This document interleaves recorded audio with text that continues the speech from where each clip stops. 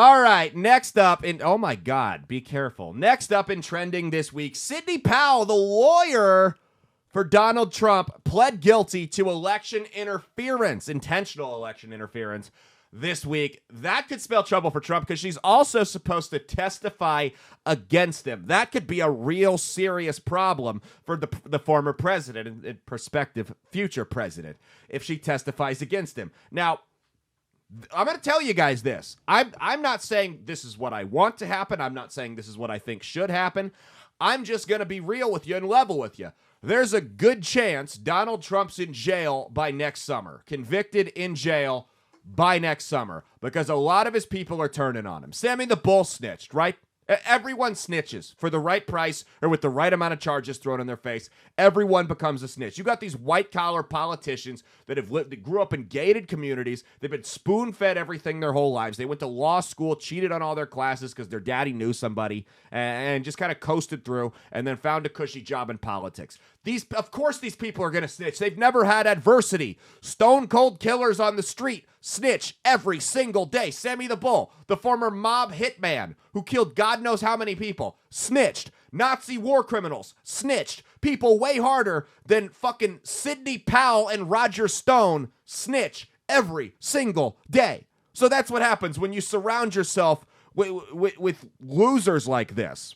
And that's what Trump did, is he surrounded himself with the swamp. And there's a good chance he goes to jail. Now, there's got to be some silver lining here. That silver lining is that the people that would replace him, Ron DeSantis, Nikki Haley, Vivek, one of them, Glenn Youngkin, my man, one of those guys, or gals, hopefully not Nikki Haley because she's an idiot.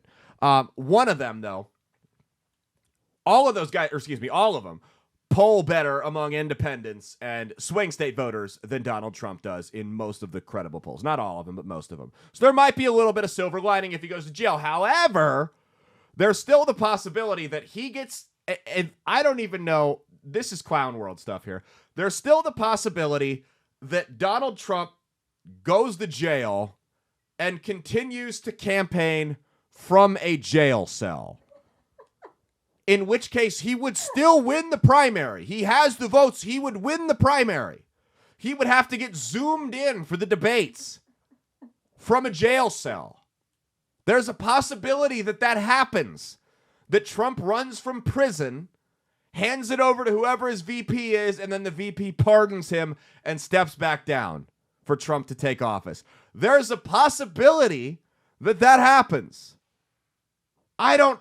It's 2023. It's clown world going on right now. So, it might as well. Why not? Why not have one president shit himself while the other runs from a prison cell? That's what we deserve. It truly is. It's what we deserve, because we have been just so fat, lazy, and godless for so long. That's what we deserve. That's like when Trump was running in 2020 against Biden.